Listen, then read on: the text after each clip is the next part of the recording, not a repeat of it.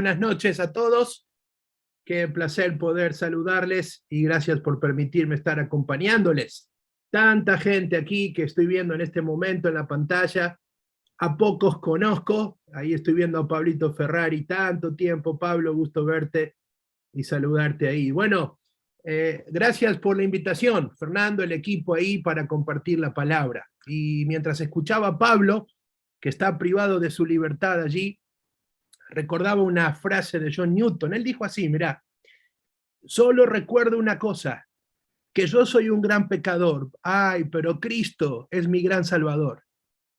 Y ese es el objetivo, el propósito en esta noche por lo cual estamos aquí. Ahora, vamos a la palabra, porque este es el objetivo principal de nuestro encuentro ahí, y otra vez, gracias a Fernando por la invitación. Como él dijo, mi nombre es Pablo, soy misionero de una fundación llamada Palabra de Vida, miembro de una iglesia local en Córdoba capital, barrio Patricios, y también director del Centro de Formación Teológica Argentina. Tenemos más de 200 alumnos de todas partes del país y también del extranjero que están preparándose, y el objetivo, el cual Dios puso en nuestro corazón, era brindar una formación teológica a un muy bajo costo, porque queríamos llegar a las personas que aún nunca pudieron estudiar, y Dios así nos ha bendecido, y estamos agradecidos por todo lo que Él ha hecho. Pero vamos a la palabra allí, Hechos, abre tu Biblia ahí, todos con su Biblia, por favor, Hechos, vamos a abrir en Hechos capítulo 4, versículo 13, vamos a ver 3 textos ahora, y vamos a ver qué relación tienen cada uno de ellos. Así que, como dijo Fernando, con la Biblia ahí, con tu lápiz para anotar, pero también con un corazón dispuesto para ser confrontado por la palabra de Dios. Hechos capítulo 4, versículo 13. Y a ver, es interesante este capítulo. No voy a detenerme a explicar el contexto por amor al tiempo. Quiero ser práctico a la hora de exponer la palabra. Y claro, en otra oportunidad podemos ahondar un poco más. Mira, es interesante porque vamos a leer el versículo 13 ahí. Voy a leerlo. Dice, entonces, viendo el denuedo de Pedro y de Juan, y sabiendo que eran hombres sin letras y del vulgo, se maravillaban.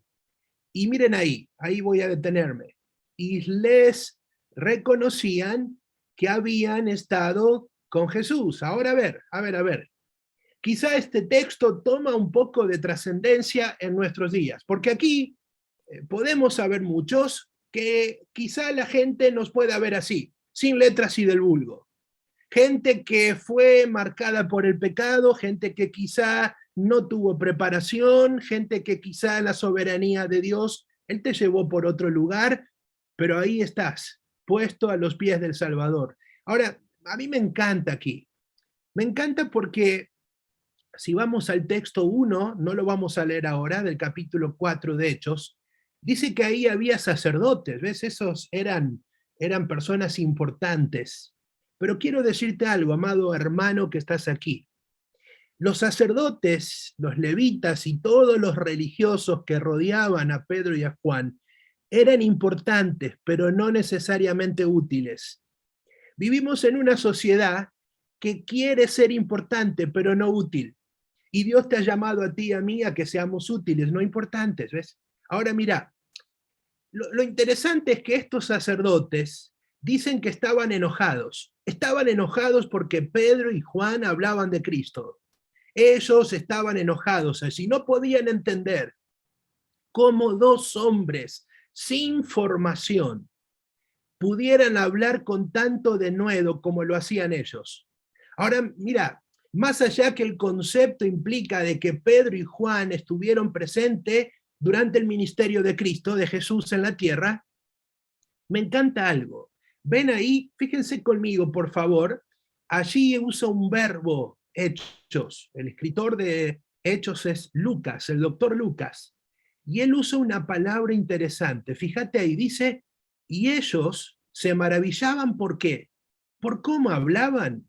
Ahora, mirá, dice que se maravillaban porque habían estado con Jesús, no dice que se maravillaron por cómo hablaron, no dice que se maravillaron porque usaron la tecnología para predicar, no dice que se maravillaron porque tenían doctorados en teología, acá dice que se maravillaban ¿por qué? Porque había estado con Jesús. Ahora, a ver, a mí me encantan dos palabras y yo quiero enseñártelas en estos minutos. Primero, noten que ahí usa el verbo reconocer. Ahora, a ver, en el griego es interesante, el griego es el idioma del Nuevo Testamento en el cual se redactó el koiné, era un dialecto común. Ahora, era un idioma que cualquier persona podía entender. Ahora, aquí se usa una expresión que es interesante, cuando dice que ellos le reconocían, dice ahí la palabra, ellos se dieron cuenta, esa es la idea en el idioma original. Ellos se dieron cuenta que Pedro y Juan habían estado con Jesús. Ahora mira, aquí quiero yo tomar una lección y luego de otros dos textos. Viste que ahí dice habían estado, en verdad, cuando tomamos la escritura, la profundizamos ahí, es interesante este verbo, habían estado. Porque en verdad, mira, yo quiero mencionártelo, porque sé que ahí muchos están anotando y es importante gramaticalmente una esencia de este texto. Ahí el escritor usa una palabra que se pronuncia así, mira, es san. Ahora a ver, no es trascendente, pero sí mostrarte que esta expresión se traduce simplemente como ser. Es decir, a ver, mira, dice así, y ellos le reconocían ser como Jesús. Ser como Jesús. Ahora a ver, qué maravilloso es esto. Porque estaban Pedro y Juan ahí. Y la gente los admiraba porque eran como Jesús. Mira vos. A ver, esto tiene que llamarnos a la reflexión. Y yo comencé a preguntarme, y a ver, cuando la gente me ve a mí, ¿por qué me admiran? ¿Por mis logros académicos? ¿Me admiran por el ministerio? ¿Por qué me admira la gente? Y aquí dice que ellos le admiraban porque eran como Jesús. Eran como Jesús. Ahora mira, hay otro texto que yo quiero llevarte conmigo, Gálatas, rápidamente, Gálatas capítulo 4 ahí. Y dije que van a tener relación estos pasajes. 4:13 de Hechos, ahora Gálatas capítulo 4, versículo 19. Miren allí, por favor, Gálatas capítulo 4, versículo 19 ahí. Miren lo que dice, yo se los leo ahí. Dice, hijitos míos, por quienes vuelvo a sufrir dolores de parto, hasta que Cristo sea formado en vosotros. Miren aquí, por favor, la pantalla. ¿Están ahí? No se me duerman, ¿eh? Atentos, por favor. Este texto es fabuloso, es apasionante. Abro un paréntesis, mira, a mí hay algo que me enseñó mi amigo Fernando Soriano, es la pasión. No conozco hombre apasionado como Fernando. ¿eh? Y la pasión que tiene, Dios le ha usado en gran manera, y estoy honrado y agradecido a Dios por su vida y lo que Dios ha hecho en ti, Fer, y cómo te ha usado estos años. Pero volviendo aquí a esta idea, fíjate, dice hasta que Cristo sea formado. Mira, quizá tengas una versión más moderna, más actual, una versión de la Biblia. Por allí, en tu versión, esa palabra, ese verbo formado, se lee o se escribió de otra forma. Pero lo interesante es que esta expresión original, ¿sabes cómo se traduce? Configurado. Dice el texto así, mirá, hijitos por quienes vuelvo a sufrir, hasta que Cristo sea configurado en vosotros. Ahora, otras versiones traducen esta palabra como transformado, hasta que Cristo sea transformado en vosotros. Ahora, leímos en Hechos, capítulo 4, versículo 13, los admiraban porque eran como Jesús. Aquí Pablo le escribe a las iglesias en Galacia y les dice, hey, mi oración, mi corazón es que Cristo sea configurado en vosotros, configurado en vosotros. Pero hay otro pasaje. Mira conmigo, por favor, en Juan capítulo 1, verso 42. Juan 1:42, es un hermoso texto este, lo podés marcar también ahí. Juan capítulo 1, versículo 42. Ahí voy a resumir un poco el relato, porque quizás sería muy extenso tomar todo el contexto, pero ahí, fíjate lo que dice, vamos a leer el verso 35. Dice Juan 1:35, el siguiente día otra vez estaba Juan y dos de sus discípulos, y mirando, fíjense allí, y mirando a Jesús que andaba por allí, dijo, he aquí el Cordero de Dios. Abro un paréntesis aquí. ¿Qué dice el texto bíblico aquí? Jesús estaba ahí dando vuelta. Ahora solamente dice que ellos miraron a Jesús ahí que andaba por ahí. Ahora hoy estamos tan distraídos con tantas cosas que no nos damos cuenta quién está a nuestro lado y quién pasa por ahí. Pero a ver, quizá en otro momento entender esto, pero el verso 42 de Juan dice así, mirá, el 41, este halló primero a su hermano Simón, está hablando de Andrés, este halló a su hermano Simón, que era Pedro, y le dijo, hemos hallado al Mesías, que traducido es el Cristo.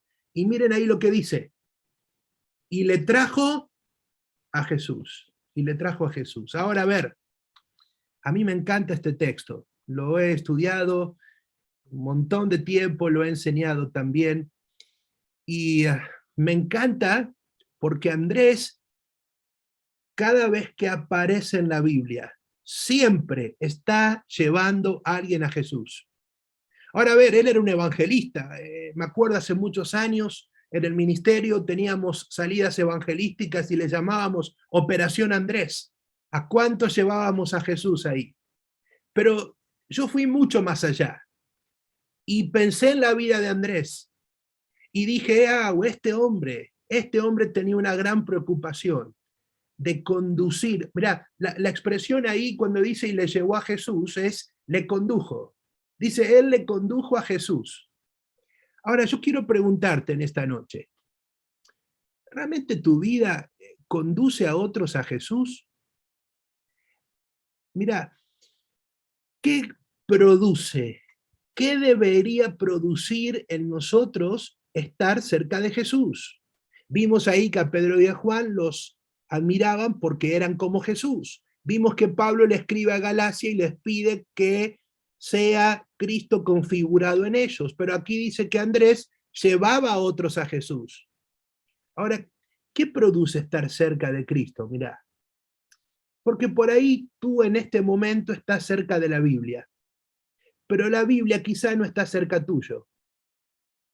Ahora, ¿qué produce estar cerca de Dios? Estar cerca de Dios, en primer lugar, produce conocerle. Es imposible no estar cerca de Él y no querer conocerle. En segundo lugar, lo que produce estar cerca de Dios es copiarle. Mira, cuanto más cerca estamos de Él, más queremos copiarle a Él. Ahora, no dice ahí en Hechos capítulo 4 que Pedro y Juan eran Jesús. No, no, es imposible ser Él. Ahí dice que eran como Jesús. Mira, nadie va a ser Jesús, hay uno solo, pero cada uno de nosotros como cristianos, estemos donde estemos, en el contexto que estemos, tenemos que conducir a otros a Cristo. Es que estar cerca de Él implica conocerle, implica copiarle. Estar cerca de Él, tercer lugar, implica contagiar a otros. La gente que está a tu lado, ¿por qué está a tu lado? ¿Está a tu lado por lo que tenés o está a tu lado por lo que eres? Porque contagias a Jesús cuando hablas, cuando piensas, cuando estás hablando con otras personas, cómo hablas, con qué intención lo haces, mostrás a Jesús ahí, mostrás a Jesús en tu matrimonio, mostrás a Jesús en el trabajo, a donde estés, mostrá a Jesús. Pero mira, me encanta algo. Una vez un gran escritor dijo así, y quiero compartírtelo. La iglesia de Dios no está carente de hombres que hablen de parte de Dios. La iglesia de Dios está carente de hombres que amen de parte de Dios.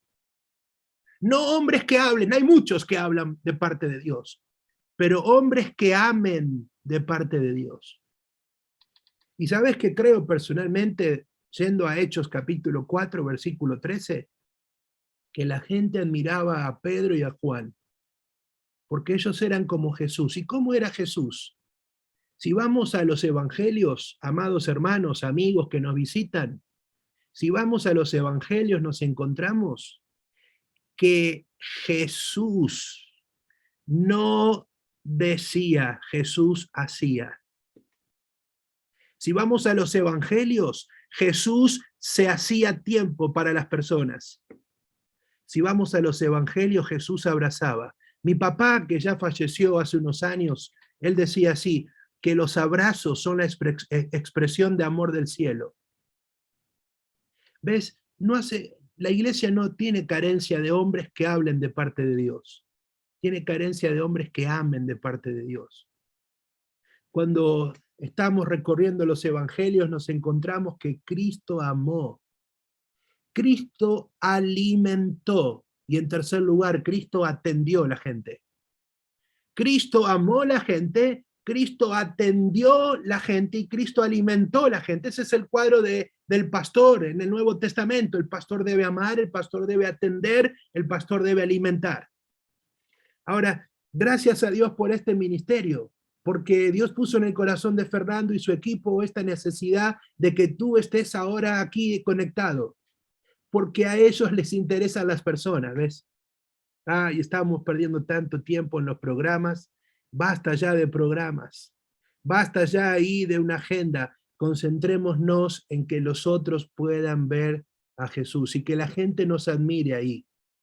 La gente nos admire porque le llevamos a Jesús. Le llevamos a Jesús cuando hablamos, le llevamos a Jesús con lo que pensamos y le llevamos a Jesús con lo que hacemos.